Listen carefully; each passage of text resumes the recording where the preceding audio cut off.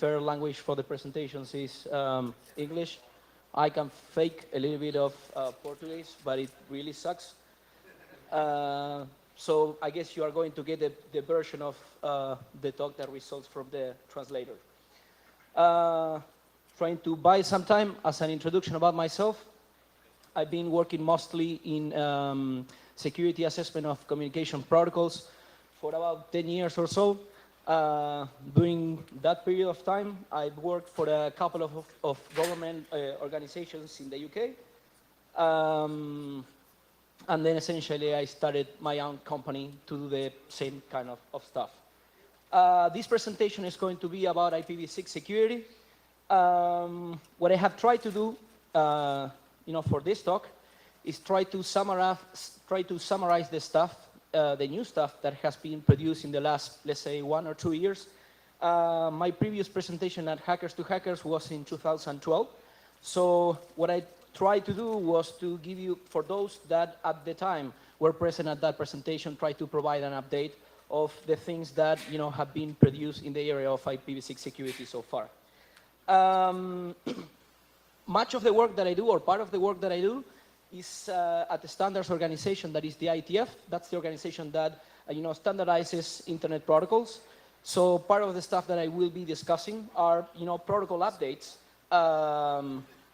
that we have generated to improve this the state of affairs of IPv6 security. At the same time, there's other stuff that I do, such as coding tools. I have authored one of the, let's say, few toolkits that there are out there for playing with IPv6. It's an open source tool. So the second part of the presentation will essentially try to focus on the toolkit, on the practical stuff. Let's say. For some time, so this might need to get interrupted. Funny, no, or not that funny part is that I was dumb enough to update to the last release of Ubuntu, like 1 day ago or so, and apparently there are some things with the video driver, not just this, but also with VirtualBox, that it's not working as expected. So I guess I didn't follow the if it's working, don't touch it. I didn't touch it and it's not working. Okay, let's see. Whatever.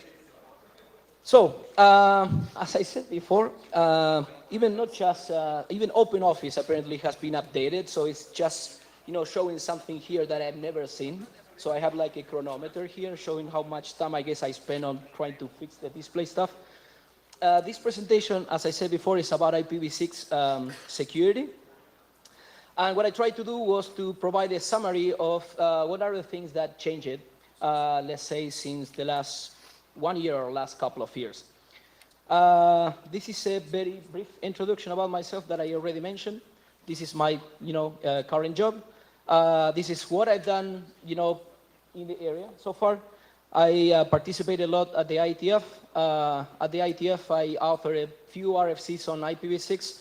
Other of that stuff is ongoing work, which means that it's stuff that eventually will get published as RFCs. Other than that, I also try to do some practical stuff. To the extent that is possible, I try to do what I call the full cycle. Try to do analysis, find problems in the spec, implement tools to break that stuff and so on. And this is kind of like my 2 previous employers. I added an introduction because that's what people usually do. But from my perspective, you shouldn't care about that. I'm of the idea that if the stuff that I'm presenting, it's nice, I mean, you should like it and enjoy it. And if not, no matter what I did before, I mean, it sucks. What is the motivation for this presentation? If you look back, as I said before, I have been working on security assessment of communications protocol for a while. And before doing V6 stuff, I was doing the same kind of work, but on other protocols. And if you look at, let's say, TCP and IPv4, which are the protocols that predate IPv6, if you want, and you try to put your mind in the 90s, essentially in the 90s, you had all these now well-known vulnerabilities such as, SIM flood attacks, predictable sequence numbers, etc., etc. If you do some analysis on how things, evolved in the IPv4 era, Essentially, there were people finding ways to exploit the protocols, and kind of like after the fact, people were trying to produce fixes for those problems. So you'd see, protocols being exploited in the wild, then, patches applied to implementations, and, to a large extent, the work of the community was kind of like reactive. So they were trying to fix stuff once they found that, those things were being exploited. So the motivation of the work that I do is, you probably have seen this movie, is try to save time rather than, just sit on the table, wait for stuff to be exploited, and then try to produce fixes. Try to save time. Try to implement these fixes in IPv6, fix the standards, fix the implementations, and so on. So that we can do more of a, let's say, proactive work in terms of basic security as opposed to reactive stuff.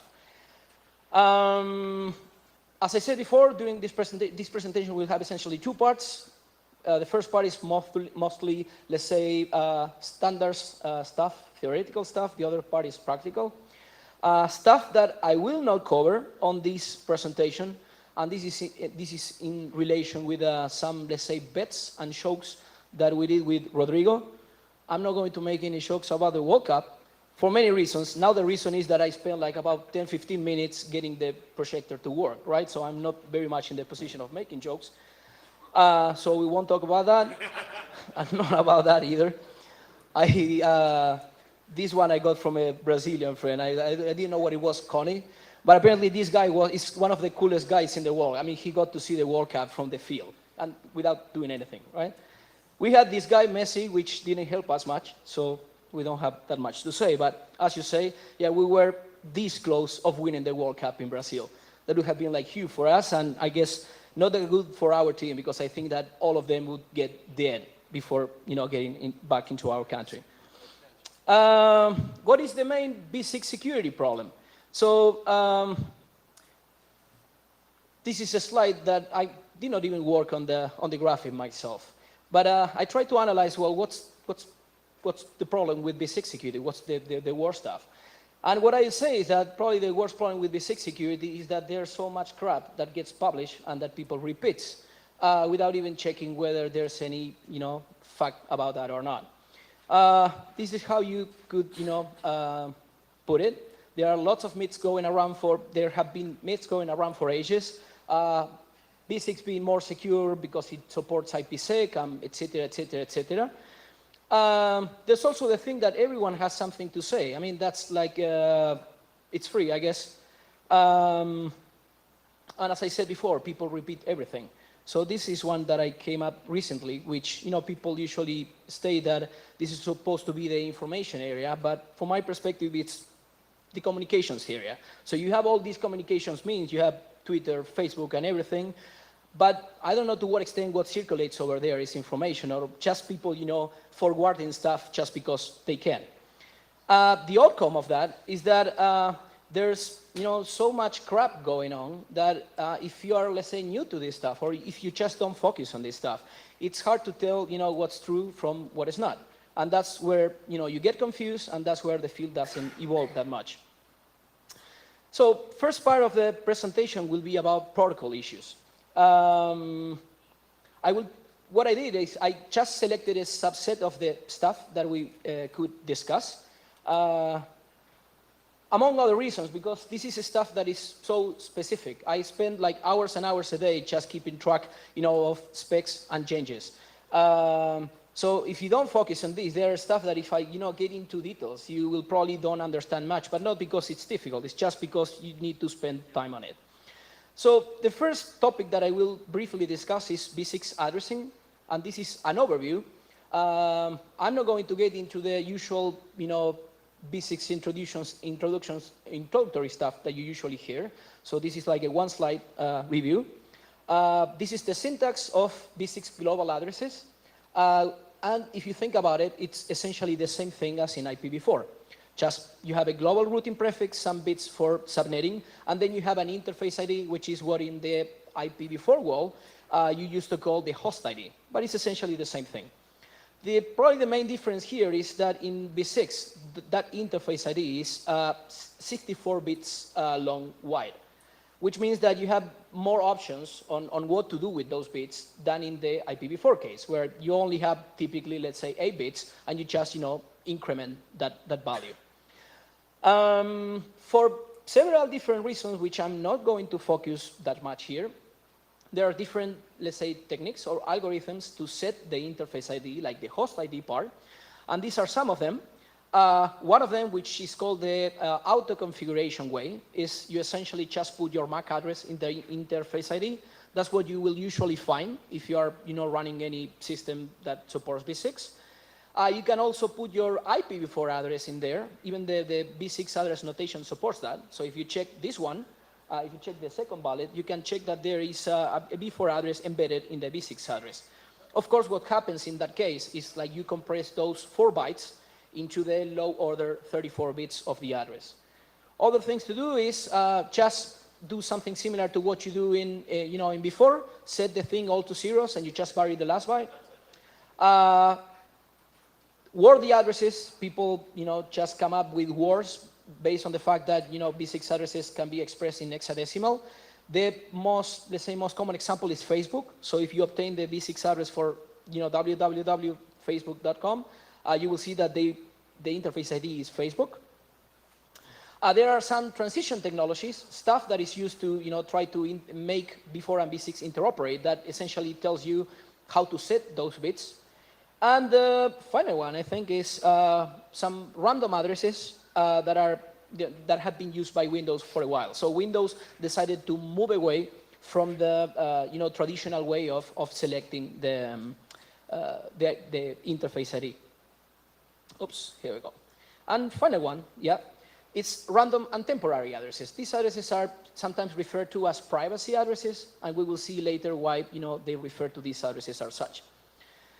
So let's just mention briefly what are the security implications of V6 addressing.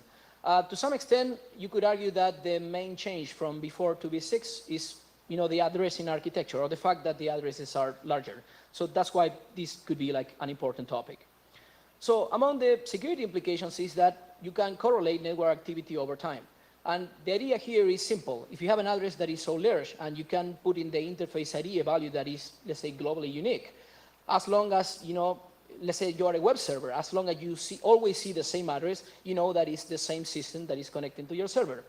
That's something that, to some extent, didn't exist in before, not because before was better or prettier, but because of the fact that, for example, in before you have things such as network address translators. So you have many devices hiding behind the same address.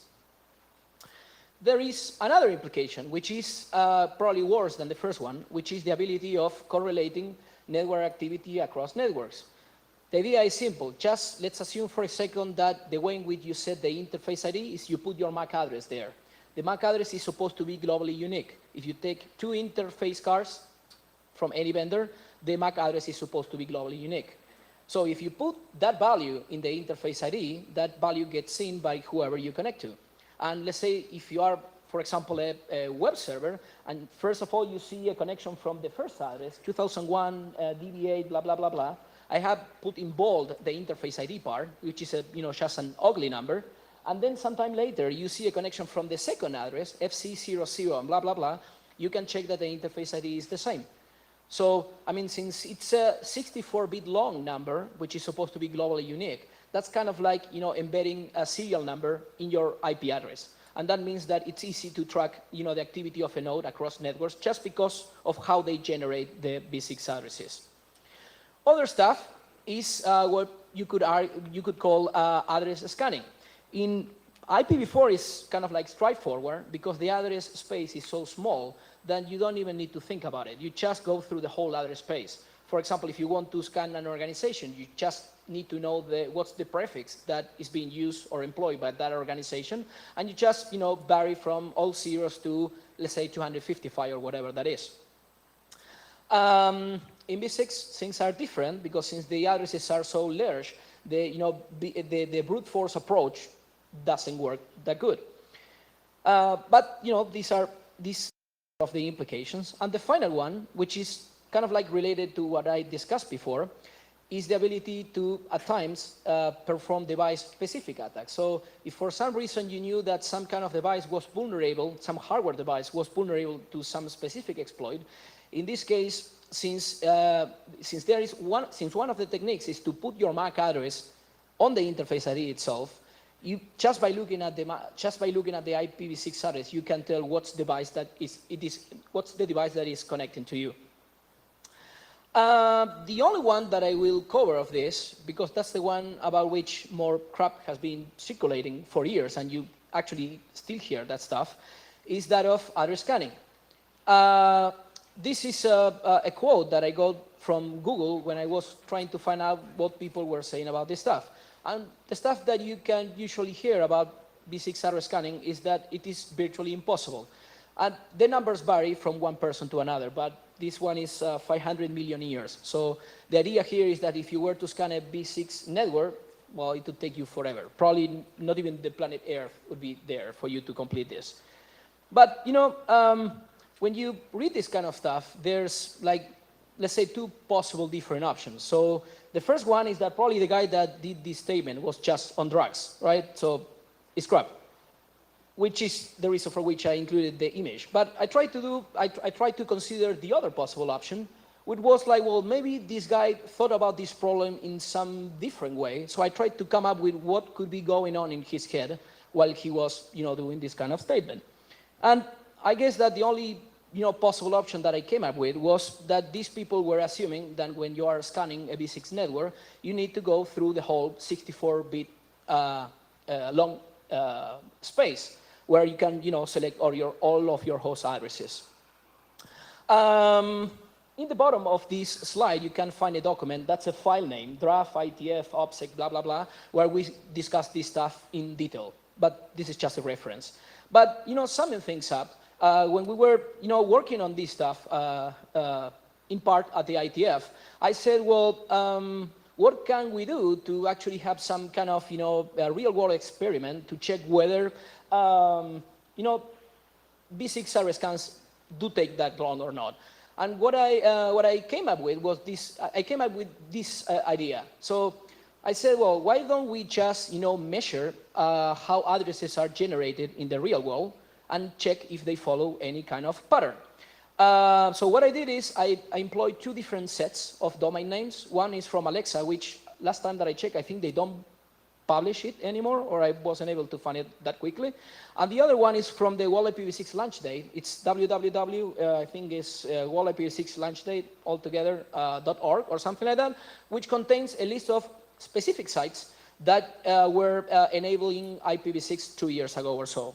What I did in this case was obtain V6 addresses for all of these domain names. But, you know, since I have the list of domains, I say, well, let's check if maybe they select addresses differently for, let's say, mail servers or, let's say, name servers. So what I did is also grab the domain name, get NS records, and then get the IPv6 addresses.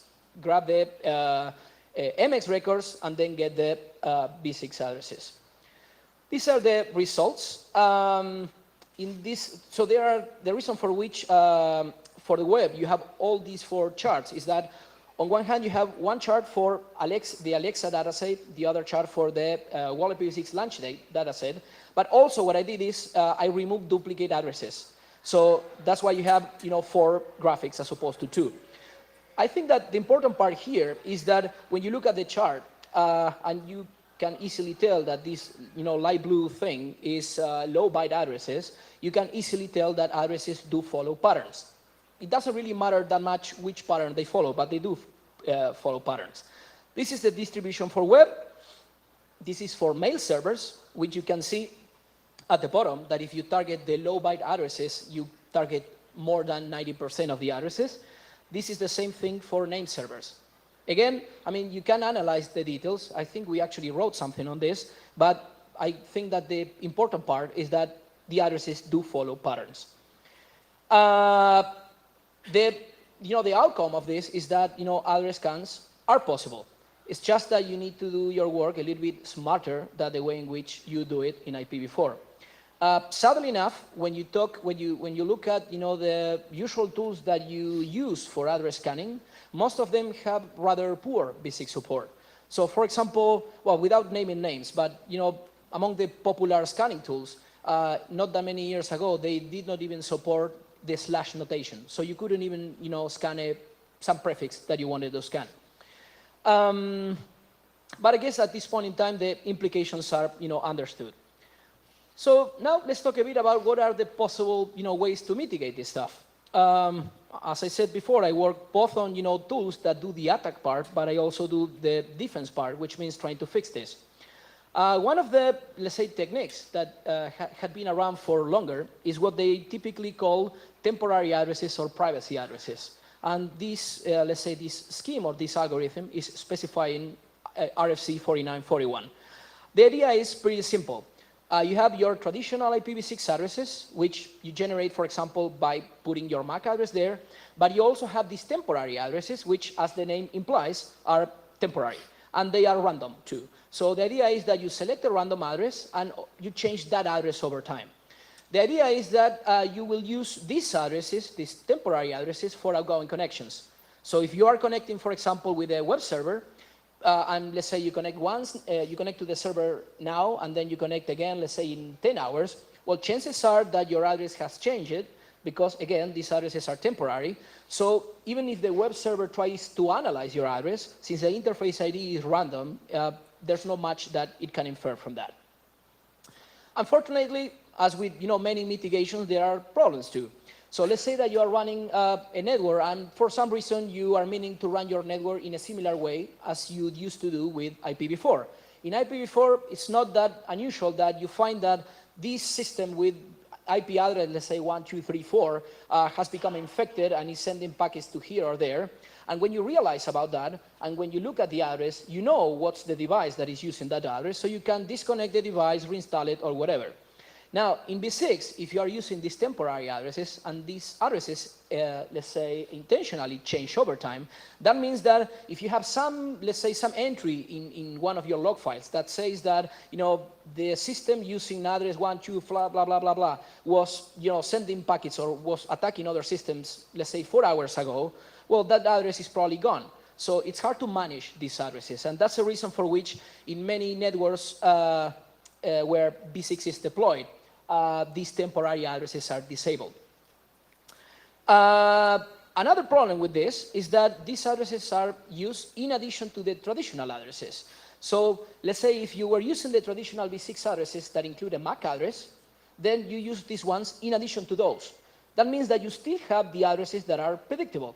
And that means that even if you implement RFC 4941, you are not mitigating scanning attacks. The predictable addresses are still there. The only thing for which this is to some extent useful is to try to conceal your identity when you move around a network and you connect, for example, to a server. What we did to fix this problem is essentially to produce something that replaces the traditional way of generating B6 addresses. This is a simple expression that we use for that. Let's say the simple way to analyze this is that you will generate the host ID or the interface ID part as a result of a hash function that is computed over a prefix, which is whatever prefix you are supposed to use for your network. And let's just say, for the time being, just the prefix and the secret key, okay? So you come up with a number as a result of running, as a result of running the hash function over the prefix and the secret key. Of course, if the secret key is secret, even if you know the prefix, you don't know what's the outcome or what's the result of the hash function.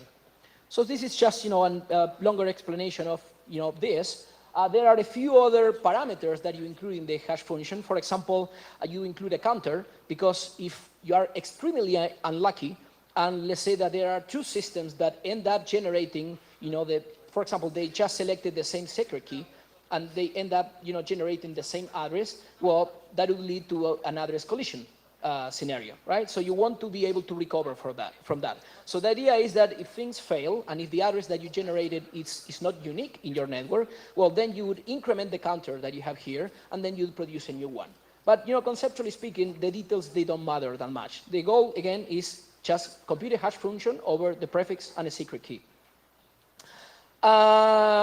What's the let's say the goal or the idea behind this? Of course, if it's a hash function, and as long as the parameters that you are using are stable, the result will be stable. So let's say that I connect to this network, I compute the hash, and I obtain this address, let's say 1234.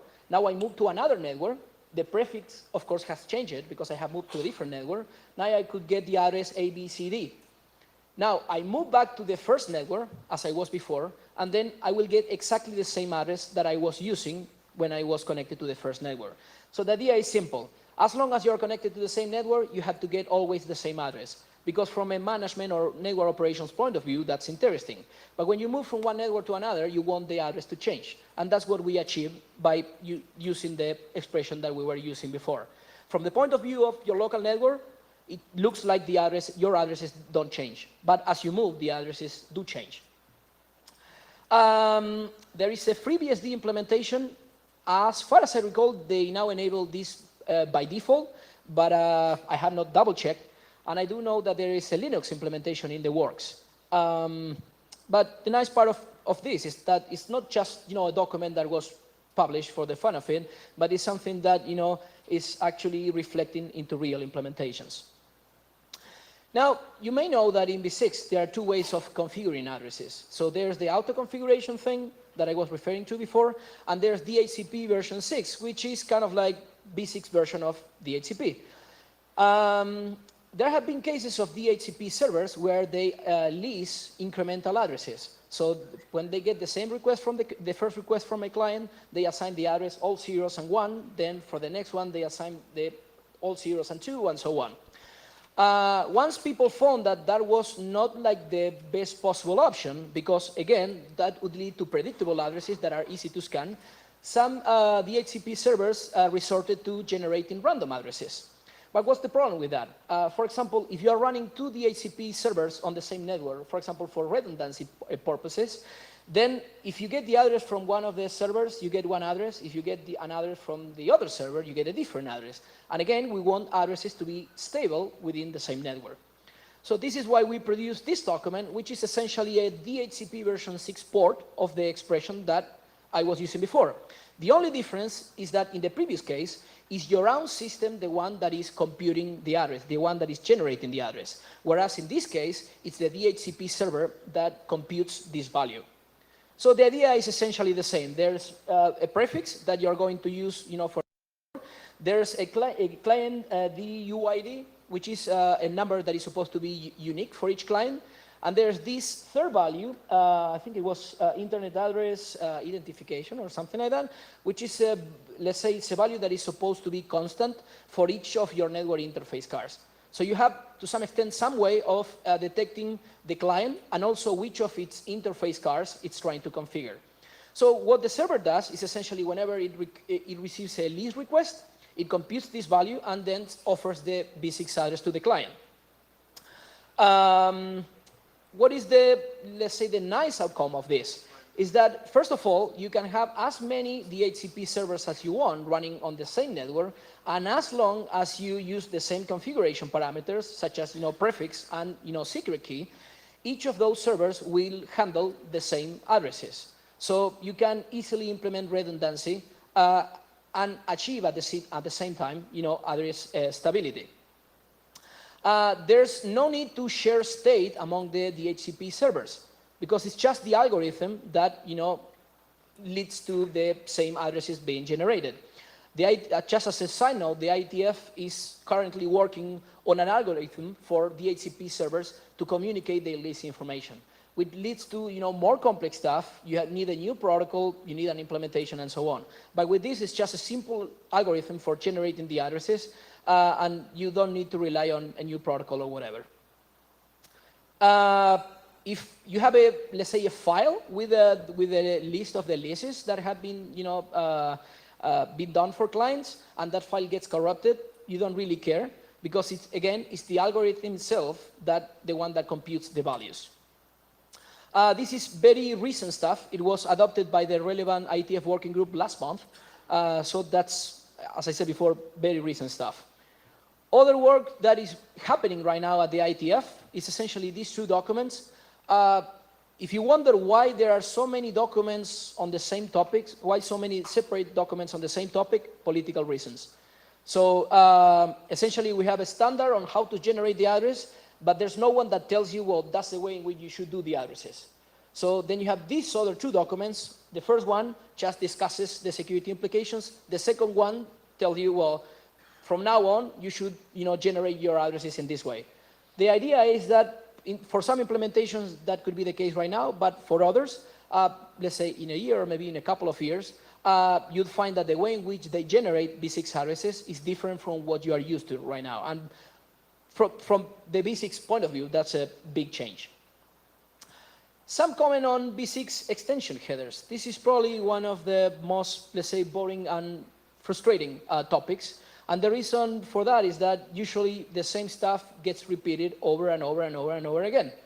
So what I try to do is just summarize that. First, theory. Before, when the way in which you use options is essentially you have a variable length header in which you include as many options as you want. In B6, the structure of the packets is different. It follows like a daisy chain structure. So you have the fixed header, as many extension headers as you want, and then the payload. So this is just an example. Having a fixed header, then two destination options headers, and then the payload, which in this case is a TCP segment. Fragmentation, in a similar way, is achieved with an extension header. So if you want to fragment a packet, you need to have the fixed B6 header, a fragment header, and then the fragment that you want to send over the network. So this example could be just an example of a B6 fragmented packet. The concept is essentially the same as in before. You just change a little bit the way in which you do it. What's the reality of B6 extension headers? Well, the reality is that you can get into ugly cases such as this one, in which in the top packet, you have a packet that includes two destination options headers, and then the payload, which is a TCP segment. And what an attacker could do, for example, is say, well, I'm going to send this packet, but fragmented. So the second and third packet is essentially the first one, but just fragmented. And things can get very ugly because you can, for example, as in this case, fragment the packet, but in the middle of the extension headers. So you don't even get the full headers in the first fragment. You just get a chunk of the packet. And of course, if you have some, let's say, stateless device, for example, a router that wants to enforce an ACL based on the source and destination addresses and source and destination ports, it's impossible to do it. Because you get the first fragment, there's nothing to look into. You get the second one, well, the information is there, but you don't know where to find that information. So it's ugly. And there are other problems. Many B6 implementations, for reasons that, I guess vendors should comment on that, they implement some of the B6 functionality in software, which means that you might have this expensive box that, can do B4 packet forwarding very, very fast. But now, if you try to make them forward a B6 packet, for example, after enforcing some ACL, they do the inspection and the processing in software, which means that let's say the rate, the forwarding rate that you might get with these boxes could be totally different. Of course, as soon as you do the processing in software, that opens the door to denial of service attacks, because an attacker could just fire packets so that you spend your CPU on processing that stuff.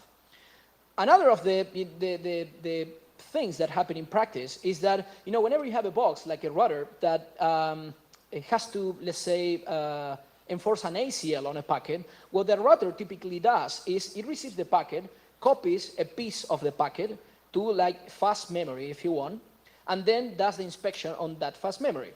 Now, for obvious reasons, that memory is expensive.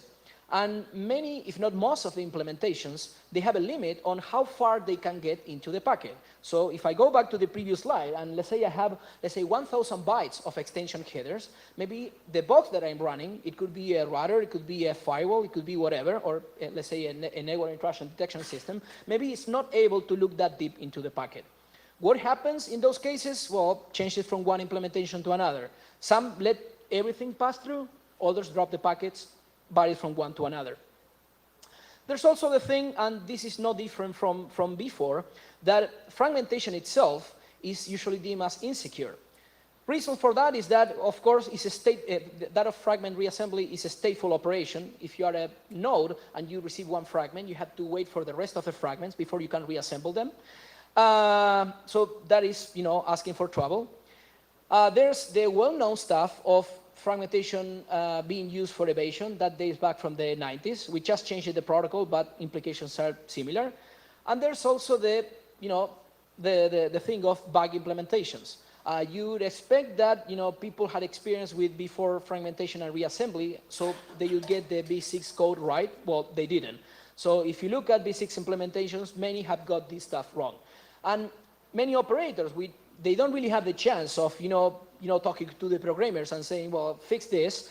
What they realize is, well, if this is stuff that gets me into trouble, and usually I don't really need to rely on this, I will just block these packets. A result of this is that since there's so much being said about extension headers and fragmentation, and operators have heard that stuff, many of them, Google is probably the best known example, they just drop every packet that contains extension headers or fragmentation. You cannot get to Google with a packet that contains, for example, destination options. So that means that if you have some sort of protocol or application that relies on this, it's going to result in, well, it's going to break. Because if these packets are dropped, your application is going to break. There have been so much talk about this, even in ITF cycles, but, there was, at least since 1 year, a couple of years ago, there was no real-world data about the extent to which this was happening in the V6 internet. So what I did was build tools to perform measurements. And what I did was I grabbed the same data sets as before, this one from the Wall IPv6 launch day side, and I say, well, I will get web server addresses, I will get mail server addresses and name server addresses, and we'll send packets to those addresses and see if they get through or not. So if you see the number here, depending on the type of extension header, the one in blue is destination options header of 8 bytes. The other one is hop-by-hop options header of 8 bytes. The last one in yellow is a fragment header. You get different drop rates. But it can get really ugly. Like for fragmentation, you get 30% of packet drop rate, which means that if you just want to use fragmentation for any random site, well, for 30% of them, it's not going to work. But it can actually get worse, because you could say, well, maybe it's the end system that is dropping this. So for example, there's a web server is receiving fragmented traffic, and it says, well, I don't need this, so I drop it. But it's worse. What we did is try to measure where in the network these packets were being dropped. And we came up with these measurement results that show you in those cases where packets are dropped, the percentage of times where those packets are dropped by a different autonomous systems as the final one. So let's say you have a web server here, you have a transit network here, and you have some node here. Packets try to get to the final system, but they get dropped in the middle of the network. So it's not the same guy or the same company or organization that is operating the final device, but some other guy, that is providing, let's say, transit service. This means that even if you're running, for example, a web server and now you wanted to use, for example, extension headers, it's not up to you to be able to use them. You have to get some other party to let those packets go through. So these are from the Wall IPv6 launch day as a website dataset. Same thing from the Alexa top 1 million site. So the packet drop rate, for example, for name servers, it's over 50%. 50%. And again, this is the extent to which the drops occur at the different autonomous system. There are cases in which in 60% of the cases, the drops are happening at the different network. So what does this all mean? I mean, the implications and these results. Well, first of all, good luck with trying to use V6 extension headers for something useful. This could be taken as a message for the guys that are actually producing protocols. So it's not unusual that you see new proposals at the ITF which employ extension headers. Well, if you want them to work on the internet, you should be really lucky. And of course, you shouldn't do that. But it's also interesting of what are the implications for the let's say security community. Because it's not unusual that, when you talk about V6 security stuff, there's some guy that comes up with, these way of using extension headers to, evade some sort of control. But, if packets get dropped to that extent, then the scenarios in which you can really use extension headers are not that many. Maybe in 50% of the scenarios, if you just send your packets with extension headers, you won't even get to your target. So they are not that useful even from the attacker's perspective. Okay, so what are the ways in which you can let's say leverage the extension header for attacks? The first obvious, boring and everything is just put, for example, extension headers to evade firewall or filtering device. In this case, is router advertisement guard, which is like V6 version of DHCP snooping from IPv4. So what you have in the first case, I want to send a packet, and I know that there's some device that is inspecting my packet. So what I do? Well, I generate traffic that is ugly. So this is probably the worst case, in which I use both extension headers and fragmentation. But for example, when it comes to Cisco's implementation of router advertisement guard, even if you just insert a simple extension header in between the V6 header and the payload, you are able to evade that device. So I say that this is all and obvious because it has been repeated over and over again for like about 2 years, so nothing new. This is stuff that I thought that it wouldn't work, but in practice it does. Which it's kind of like, it's about essentially leveraging the fact that so many networks are filtering packets with extension headers. So let's just assume, let's say that I have two systems that are communicating, this one and this one. They are sending traffic to each other, and I know that the network that is in the middle of them is dropping packets with extension headers. So the question is, well, if I know that the network is dropping the packets, maybe I could be able to, what if I could be able to have one of those systems just send packets with extension headers so that somehow they cause the RAM packets to get dropped. It's easy to do that. You just need to send, I won't get into the details, but it's just an ICMP version 6 error message that you need to send, which is the equivalent to IPv4 fragmentation needed and DF bit set. Well, in IPv6, it's called packet to big, PTB, as here, which is, again, ICMP error message that claims that there is a link with an MTU smaller than 1,280 bytes. What happens once any node receives one of those packets, it starts sending what we call IPv6 atomic fragments. What's an atomic fragment? It's a packet that is not really fragmented, but it just includes a fragment header. So you have here just one packet, a fixed header, the payload, and below that you have an atomic fragment. The only difference between the original packet and the atomic fragment is that you inserted a fragment header. I won't get into the details why this was specified in this way, but the idea, let's say the conclusion is that it was a very bad idea. So what you could do with this? So let's just assume for a second that you have, let's say, a client downloaded information from some server on the internet, right? And you know that the internet at some point in the network is dropping packets with extension headers. So what you could do as an attacker is essentially send an ICMP version 6 packet to big error message to the server. That will cause the server to send from now on all of the packets with a fragment header. And since the network itself is dropping those packets, then you will get the denial of service scenario. So it's the network dropping the packets, it's not the attacker dropping the packets. But since the filtering of packets with extension header is so widespread, there are many cases in which this attack will happen.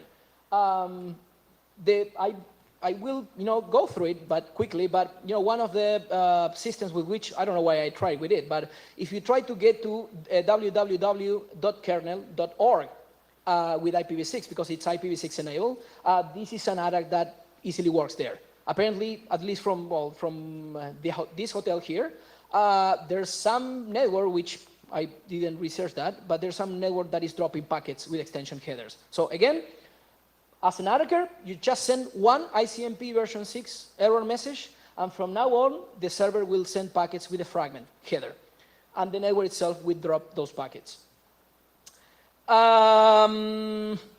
What I did to reproduce it, I will not get into it because we are probably like, more late than we could ever be.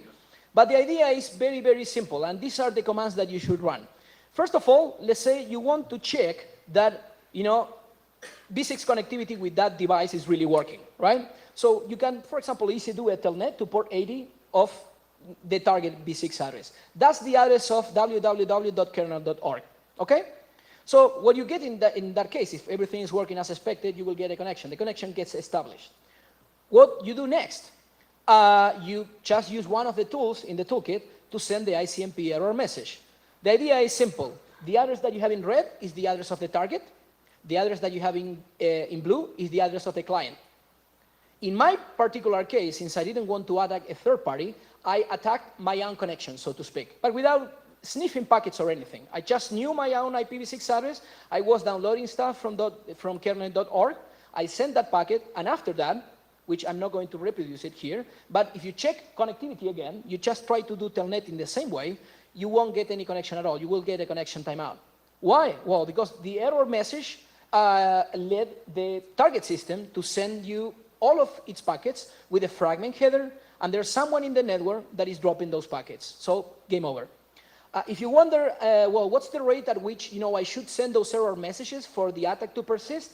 Around 1 error message every 10 minutes. That's because usually implementations cache the MTU value for 10 minutes. I mean, for legitimate cases, that's perfect. But in this case, that means that just by sending one packet every 10 minutes, you can keep that traffic flow with a denial of service. The second one, which honestly speaking, I didn't try, but it can be very ugly, is lovely BGP. And why lovely BGP? Because, well, with BGP, if you are able to, get damaged there, well, it's networks that fall around. It's not just, a client to a server. So let's just imagine this scenario. And this is not just, random thoughts. It's based on, feedback from operators, if you want. Let's just say that you have these two BGP servers here, okay? Usually they are on the same link, okay? And let's just say that these servers, they are operated by security-conscious people, and they say, well, we don't need fragmentation, so we will drop fragments. And that's, interesting to some extent, so that they are not subject to, fragment floods and all those kinds of attacks. But the problem is that in many, many cases, they drop the V6 fragments, but they don't do anything to prevent an attacker from triggering the use of fragmentation.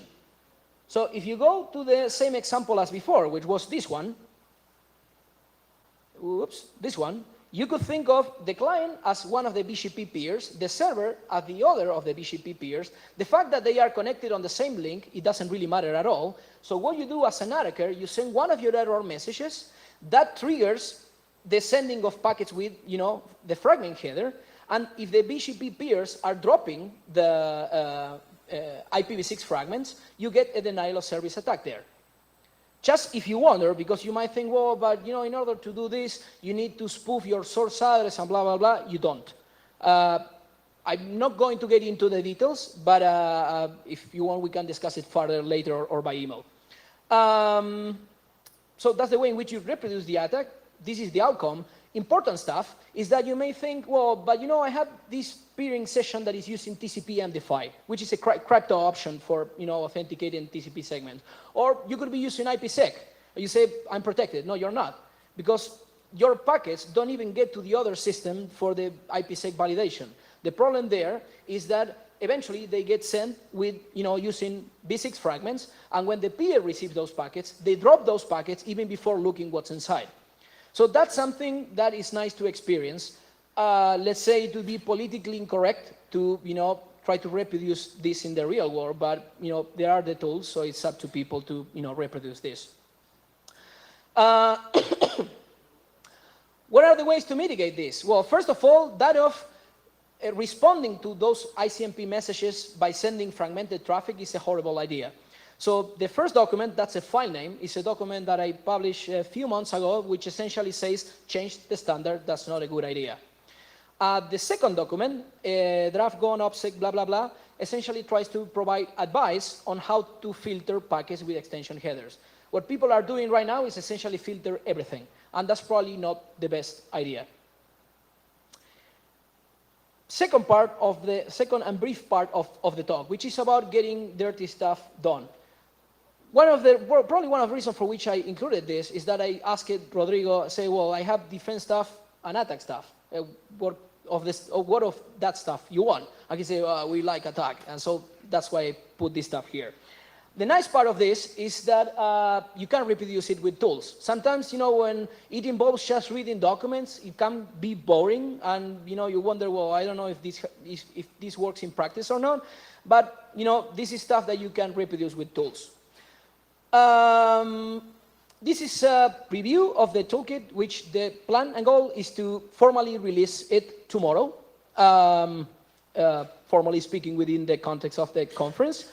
And this is essentially just, a few comments on new features. So I'm not going to say what the toolkit does, because, many of the tools have been around for at least, let's say, 3 or 4 years.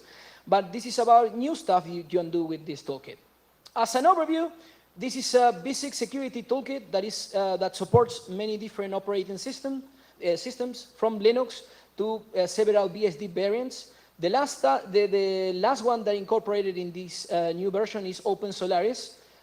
We also support macOS. And if you wonder, well, that's kind of like cheating, right? Because these are all Unix boxes. So no, it's painful. And even from one BSD to another, for reasons which I don't really know what they are, you have to incorporate specific code just so that the toolkit works on the different BSD variants. Not to mention OpenSolaris, which was painful. License is GPL, free software. There's a Git, so that's the homepage for the toolkit, but there's also a Git repository. So if you want to keep track of the latest changes without having to track the formal releases, you can use Git. The toolkit has been incorporated into the package system of a few operating systems. So if you are using Ubuntu 14 something or Debian, I don't know what's the latest version of Debian, you can do the apt get install IPv6 toolkit and it will work. Tools that are incorporated in the toolkit, these are some of them. Many of them are tools for sending specific types of packets in whatever way you want. More tools here. And the idea is to briefly describe some new tools and scripts or features that have been incorporated into this latest version, other than the bug fixes. So one of them is, for example, I have had quite a few times, a list of domain names that for some reason I needed to, let's call, inspect, right? So you come up with the domain names, you have a list of them in a text file, and you want to get the v6 address to play with them. So nothing big. There's this tool script6 that you can, you can pipe the tool a list of domain names, and you can, ask the tool what's the kind of information about that domain name that you want. In this case, it's just about getting Quad A records. Of course, you could easily implement this with your own script. This is just, a script that is included in the toolkit. You can also, for example, say, well, I want the IPv6 addresses of mail servers. So you have a list of domain names, then you pipe the output to the first instance of script6, which is about getting the MX records, that means the domain names that corresponds to the mail servers, and then you pipe that output to the another instance of script6 so that you get the addresses. And finally, one thing that you will typically find is that there are many people that enable v6 services, but they don't really know what they put there. So they can use, for example, in some cases they put link local addresses that you cannot use. In some cases they use multicast addresses for web servers, and you find all that kind of stuff. So not infrequently, you need to filter the addresses that you get. And this is something that you can do with this tool that is called Address6. It has lots and lots of filtering features. In this particular case, what I'm doing is when you run the tool with a -i is to read information from standard input, and the -g means that I only want to use addresses that embed in the interface ID a MAC address. There are so many different ways in which you can do this tool. Like, I only want global unicast addresses, I only want multicast addresses, etc., etc. This was just a summary of stuff that is not, no big deal, but it's stuff that is useful when you want to play with systems. Another tool or script that we produce when we were measuring, where in the network packets were being dropped, is the ability to, to get information about the autonomous system corresponding to some specific address. So this script6 tool has an option, which is, or a command if you want, get AS, and you just give the tool an IP address, and it will tell you, well, what's the autonomous system to which that IPv6 address corresponds to. So if you, for example, you got an IPv6 address and you wonder what's the organization that is using that address, well, this simple command can tell you about that. Other stuff, and this is probably stuff that you're more interested in. So I was mentioning before that if you want to do another scan, well, you cannot just do the brute force scanning stuff that you do in before. It would take ages. For the last, let's say, easily, I'll say 2 years or so, we had a scan6 tool that allows you to scan for specific address patterns. So you can tell the tool, for example, well, I only want to scan for IPv6 addresses that are employing, let's say, Realtek interface cards.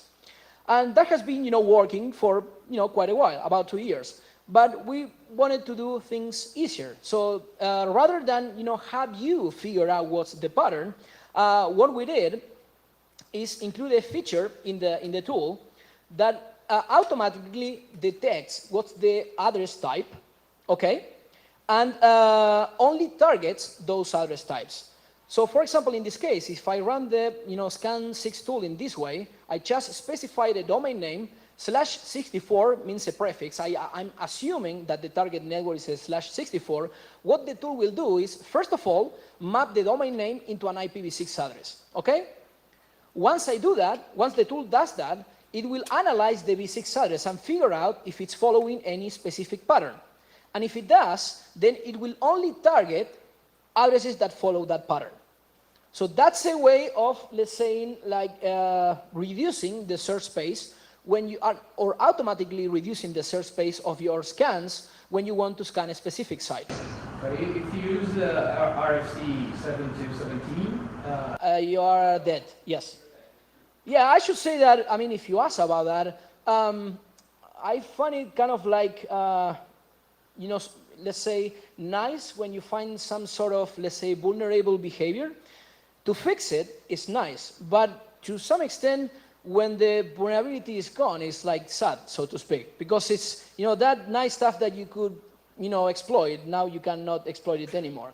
So let's say that you have like about maybe a year or a couple of years during which you can, do this stuff. I guess that eventually, when that stuff, RFC 7217, gets widely implemented, yes, there's nothing else that you can do. And at that point in time, you will have to use something else, starting from, DNS mappings to something else. But you won't be able to do address scans as you are used to in before, okay?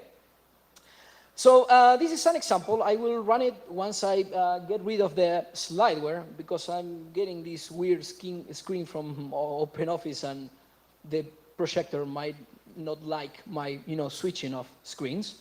But what I'm going to show you later, hopefully, is that when you have, for example, different domain names that use different patterns, and you run the tool exactly in this way, in one case, the tool will target a specific address set, and in the other case, it will target a different address set. Side comment, if you want to try this on your computer, just add the -b, like for verbosity, so you will get the address range that the tool will scan, to double check, what's the tool actually trying to scan. Other related stuff. For example, the scan6 tool has, implemented support for extension headers for years. Actually, all of the tools that are part of the toolkit implement support for extension headers.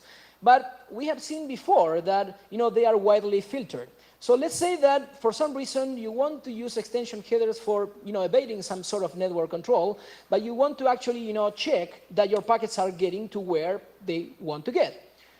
The problem that I found when trying to do that was that all of the trace route implementations that I found, no one of them were supporting v6 extension headers.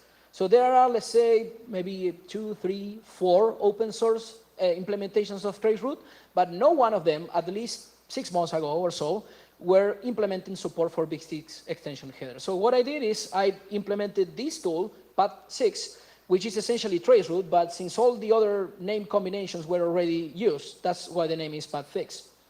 And what the tool does is essentially the same thing as traceroute, with the only difference is that you can request the tool to employ extension headers.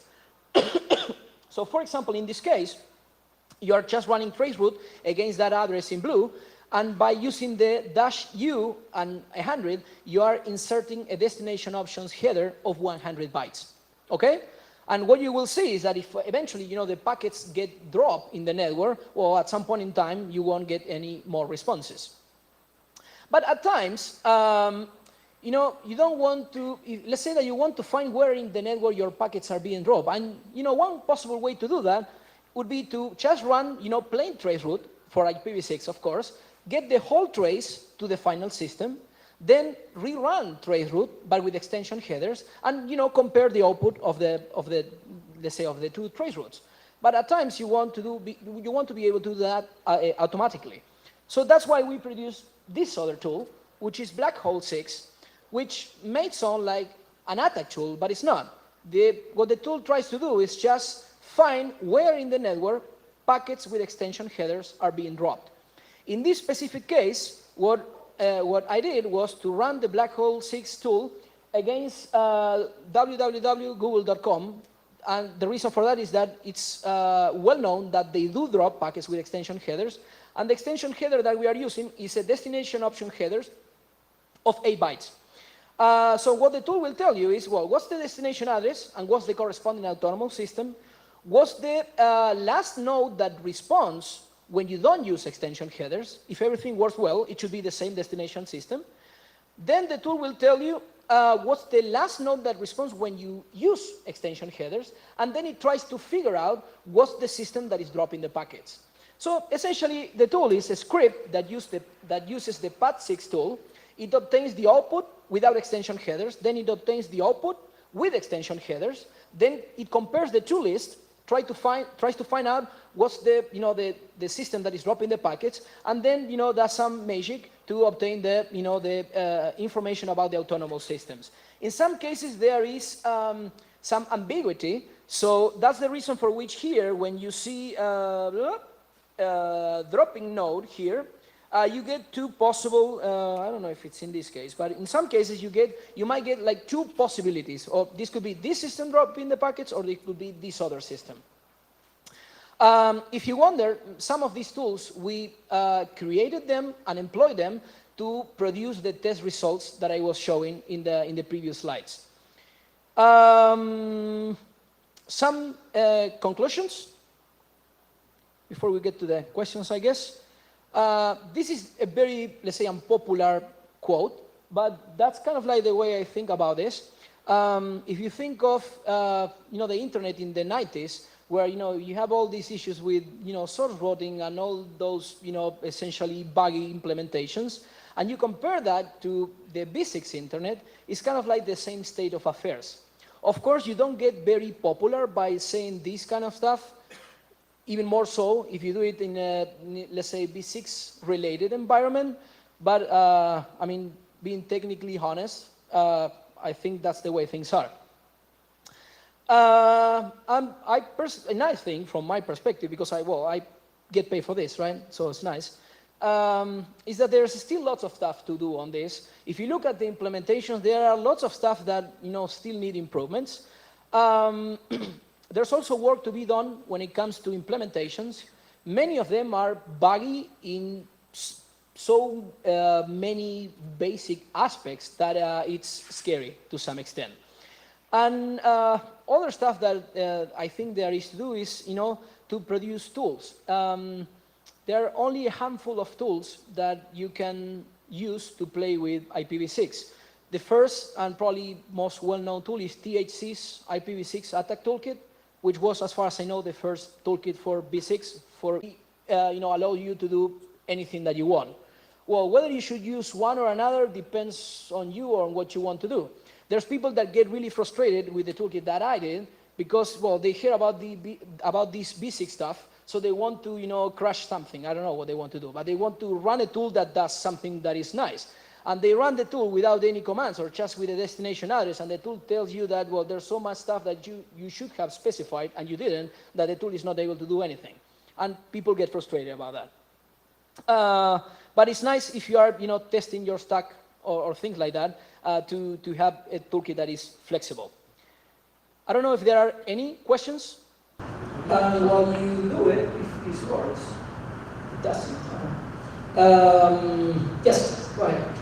Well, first, when I was studying about IPv6 a few years ago, the V6 version of the address resolution protocol was called Neighbor Discovery. Neighbor Discovery, yeah. I don't know if they changed the names in your case. So, no, it is. It's still Neighbor Discovery, yeah. But it seems to me that they seem to be vulnerable to the same kind of R spoofing attacks that we had before. Exactly, yes. And no one's done anything about it. Exactly, yeah. Well, actually, strictly speaking, if you wonder about that, there's something that was published on the topic that is called Secure Neighbor Discovery, which is called SEND. Now, there are essentially two basic problems with SEND.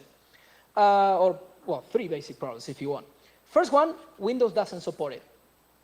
So if you want to secure a V6 network, and if you want to mitigate the neighbor discovery attacks and you have Windows systems, it will be of no use because Windows doesn't implement it. Actually, I should double check, but I would say that it's likely that many, if not most, of the stacks, they don't enable send by default, okay? So that's one part of it. Second part of it is that it has at least a couple of patents, of patent claims on it. So I recall, for example, there was people from the Kami project. Kami was the people from Japan that produced the V6 stuff for BSD systems.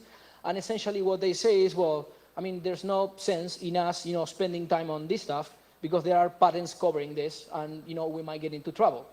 Now, third problem is that essentially what SEND does, there are many details, but they don't matter that much. But what they do is they use a PKI, public key infrastructure, to sign, for example, the neighbor discovery packets without getting into much detail. Now, what's the problem with that?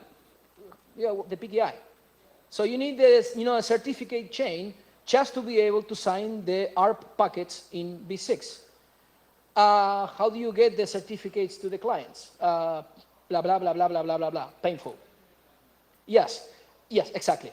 And the final one, which I think is yet another reason for which that didn't fly, is that there are so many other parts of the puzzle that need to be fixed that, fixing only that part. Just a simple example. Let's say that you have not yet deployed DNSSEC.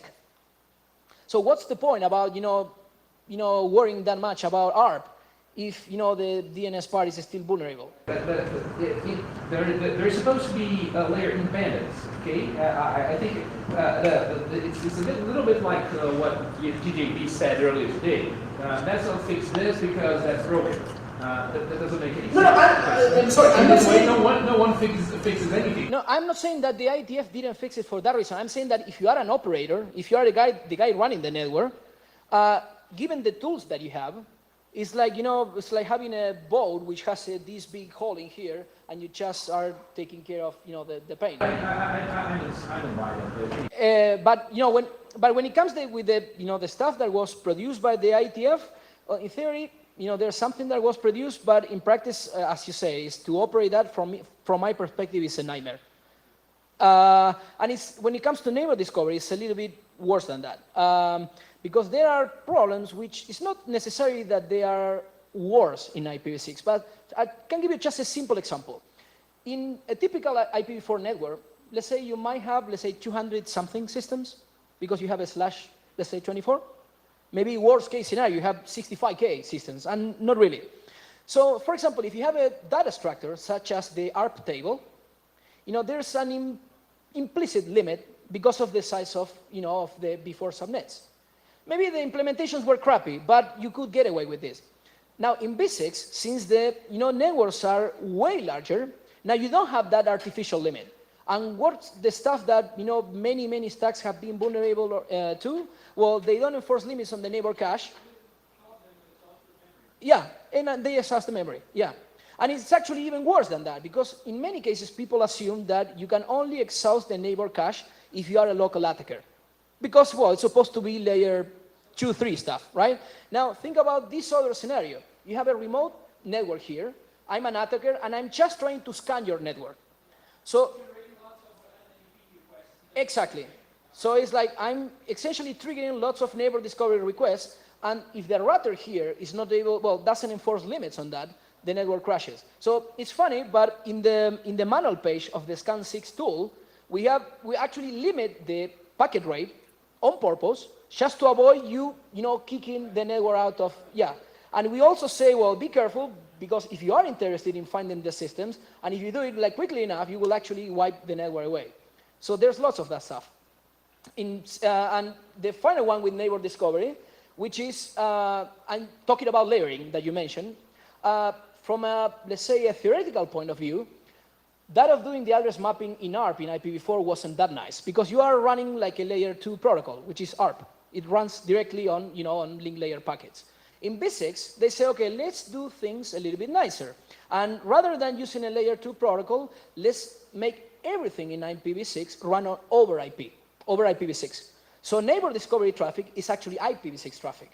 Now, the problem with that is that you get extension headers, you get fragmentation, all of that stuff. Now, if you want to do any kind of, let's say, controls at layer 2, now you have to deal with all of these complex packets, which in practice you can't.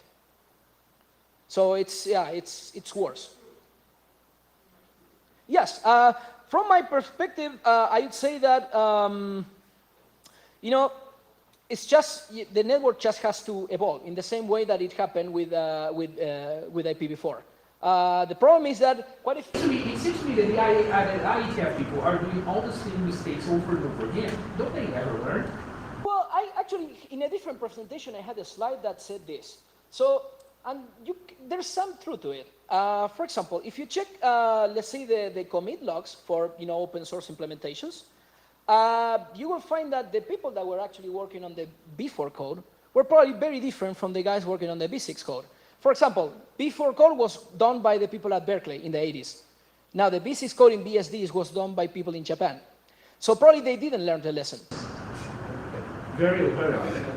But there's also stuff that is worse. Probably everyone here knows that source routing is ugly. It has been ugly for at least 20 years, right? It was formally, well, not formally, but in practice deprecated in the late 90s. So if you want to do source routing, you cannot do it in IPv4. But even then, it was, again, standardized and put into IPv6 in the 90s again. So it was deprecated for V4, added to V6. It was deprecated in 2005 or 2006-07. And now there's a company, which I will not mention, that has produced a new technology, which is, I will not mention what it's called, but essentially does source routing again, with a different name. They don't call it source routing because it sounds ugly, but it's source routing. So it's the same thing over and over again. Another example that I can give you, and this is being the last one because we're going to get killed here. In the 90s, for 80s, 90s, there were all these attacks based on predictable values. Even in 2000-something. So, for example, you had predictable TCP ISNs, you have predictable IPv4 identification numbers, like dump scans and all that stuff. Then in 2000-something, when there was all this issue with the DNS cache poisoning attacks, we were discussing again port number randomization, okay? So same problem over and over again. If you have to use identification numbers, do something that is not predictable. You find exactly the same thing in all the B6 stack. Even an implementation that has fixed the B4 fragment IDs and they do randomization, they do predictable values for IPv6. So as you said, going to IPv6 is kind of going back to the 90s. Yes. Pretty much. With the threats that I mean, and with the threats that we do have today, because the attackers are the defenders didn't learn the lesson, but the attackers did. Well, the nice part from my part, when it was in the 90s, to be honest, I didn't get that much to play with all those stuff. And I thought, it's sad that, there was all this stuff that was easy to exploit, but I wasn't able to play with. Well, you can do it now with B6. So that's what I would say. So it's like, And just to make it very quickly, you have a question. So, Yeah. but I get the impression that the V6 is all about dressing, and they didn't bother changing TCP6 and UDP6 port numbers. It Exactly. just Yes. exists. Yes. So they are very easy to scan. Well, they didn't touch the V6, well, there's the unfamous quote that says that IPv6 is 96 more bits, no magic. So 96 more bits for the addresses, no magic. There's stuff, yeah, there's the packet structure that changes a little bit. Now you change the packet, and there's also, and I'm getting into very politically incorrect if you want, one of the first things that I read about V6 is that the packet structure was so wonderful because now you could expand the protocol in so many ways that you wanted. And so that of having a chain as opposed to some small space for options was a good thing. Now, turns out that extension headers is probably one of the most ugly things in IPv6, and you won't even get to work properly. Even though you have been mapping using your tools to map the networks, the IPv6 network, I get the impression from the documents that one of the main reasons for IPv6 was trying to get rid of NATs. Did we get there? Bullshit, I would say. Again, I shouldn't say this, but the idea is that the official story is that NATs are ugly because they break the end-to-end principle in the internet, right? And that comes... To dream of absolute interconnectivity about everything. Exactly. Well, I have and this is my last comment. There's an interview, you should watch it. An interview by David Letterman to Scarlett Johansson, right? I mean, if you don't care about what she says, she's pretty at least, right?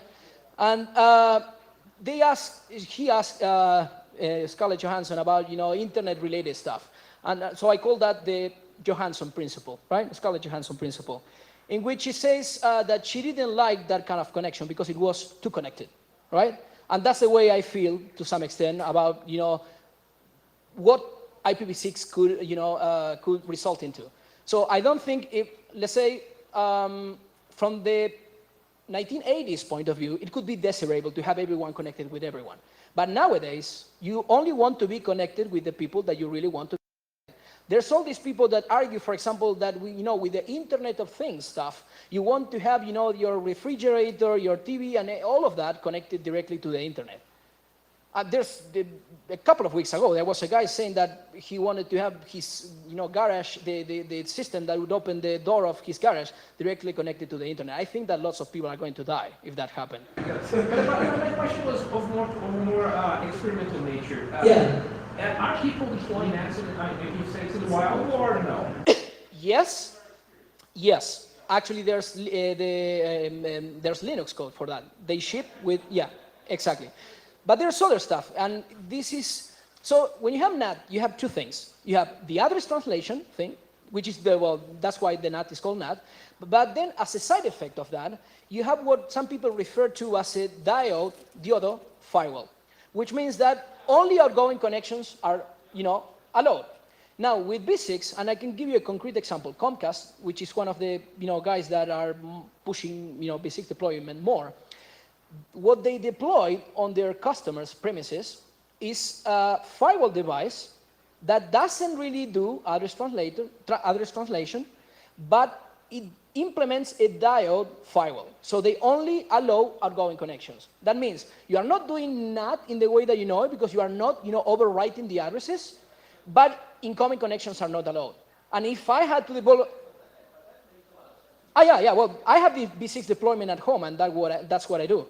And you have all these, some crappy devices that maybe they will never get updated when it comes to the code. Yes, I'm not talking about the diode effect of NAT. Yeah. I'm talking about really rewriting the address, because this will break so many things. It will need all the re-implementation, everything, helpers, protocol helpers, and all this stuff. It's being done. And actually, there's people that and that's kind of like to the limb. You should double check that. But I even recall talking with a company, and there's the PCI standard, and there was people that apparently they were interpreting the standard as saying that you had, in order to comply with the standard, you had to have a NAT in there.